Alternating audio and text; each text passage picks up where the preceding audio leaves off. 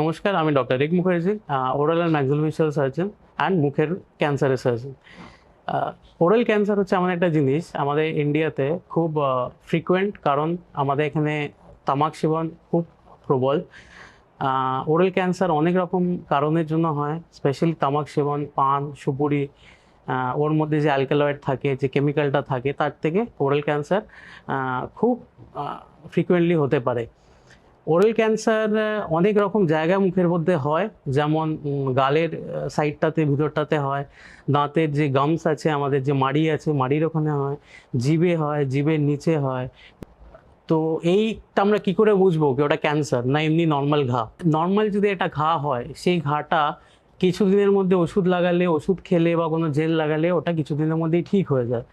But যদি ক্যান্সারের মতো মনে হয়, ওটা কেন মনে হবে? কারণ ওই ঘাটা অনেক দিন ধরে থেকে যাচ্ছে, ওটা সারছে না। ডাক্তার দেখিয়েছেন, আপনি ওষুধ লাগিয়েছেন, জেল লাগিয়েছেন, কিন্তু ঘা সারছে না, আর ঘাটা ক্রমশ বেড়েই চলেছে। আর সবসময় মাথায় রাখতে হবে, ক্যান্সারের ঘা কোনোদিন কমে না। যদি কোনো ঘা হলো, কমে গেল, তার মানে মোস্টলি ওটা অতটা ভয়ের না। কিন্তু তাও এই জিনিসটা আপনারা নিজেরা ডিসাইড করবেন না, একটা ডাক্তারকে দেখাতেই হবে।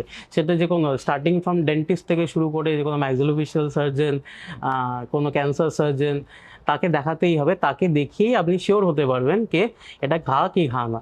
কিন্তু ক্যান্সারের ঘা কি ঘা না। কিন্তু যেই ঘাটা দেখছেন কমছেই না, ক্রমশ বেড়েই চলেছে, ফুলে যাচ্ছে, এই গাল এরম ফুলে যাচ্ছে, জিভের ঘা বেড়ে চলেছে, কথা বলতে পারছেন না, ব্যথা করছে, তাহলে ওটা কিন্তু তৎক্ষণাৎ অবহেলা করবেন না। আমাদের মোস্ট অফ দ্য পেশেন্ট যারা আমাদের কাছে আসে, তারা কিন্তু থার্ড স্টেজ কি ফোর্থ স্টেজে আসে, কারণ তারা অবহেলা করে করে করে করে অনেক দেরি করে আসে। তাই জন্য ওদের রেজাল্টও, সার্জারি করলো কি রেডিওথেরাপি করলো, তারপরেও রেজাল্ট কিন্তু খুব ভালো হয় না। প্রথম দিকেই যদি চলে আসেন, তাহলে প্রথম দিকেই যদি একটা ট্রিটমেন্ট স্টার্ট হয়ে যায়, তাহলে অনেক ভালো রেজাল্ট হয়। ট্রিটমেন্টের মধ্যে পড়ে যাচ্ছে আপনার সার্জারি। সবসময় ওরাল ক্যান্সারে সব থেকে বেস্ট রেজাল্ট পাওয়া যায় সার্জারিতে। সার্জারি করে বডির থেকে ক্যান্সারটা বার করে দিতে হয়। যেই বেরিয়ে গেল, তারপরে আমাদের বায়োপসি রিপোর্ট হয় ওই জিনিসটার। বায়োপসি অনুযায়ী আমরা দেখে বুঝতে পারবো কি ওই ক্যান্সারটা ছড়ানো প্রবৃত্তি আছে কিনা। যদি থাকলো, তাহলে আমরা রেডিওথেরাপিও করাবো। স্পেশালি স্টেজ 3, স্টেজ 4-এ যে অনেক ক্যান্সারগুলো যেগুলো বড় হয়, সেগুলো ক্যান্সারের সার্জারির পরেও রেডিওথেরাপি হয়।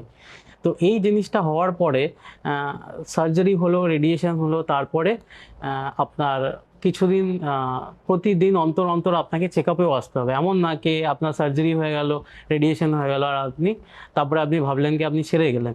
এটা কন্টিনিউয়াসলি ক্রমশ এসে দেখিয়ে যেতে হবে মাঝে মাঝে, ওটা আর ফিরে তো আসলো না। আর সার্জারি ছাড়াও যে অপশানটা থাকে, সেটা হচ্ছে কেমোথেরাপি অ্যান্ড রেডিওথেরাপি, যেটা ইউজুয়ালি হয়। But usually head and neck ক্যান্সারে, মাথার গলার ক্যান্সারে কেমোথেরাপি অতটা খুব একটা কাজের হয় না।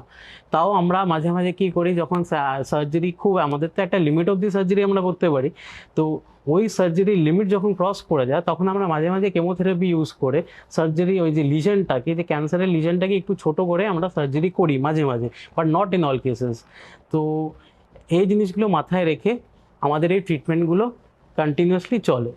তো একটাই যেটা স্পেশাল মেসেজ হচ্ছে কি, আমাদের ইন্ডিয়াতে হেড অ্যান্ড নেক ক্যান্সার নিয়ে, আমি যেহেতু ওটা স্পেশালাইজেশন বলেই আমি বলছি, oral cancer, head and neck ক্যান্সারে পেশেন্ট মারা যায় বিকজ অবহেলার জন্য। অবহেলা করলে জিনিসটা আরও বাড়বে।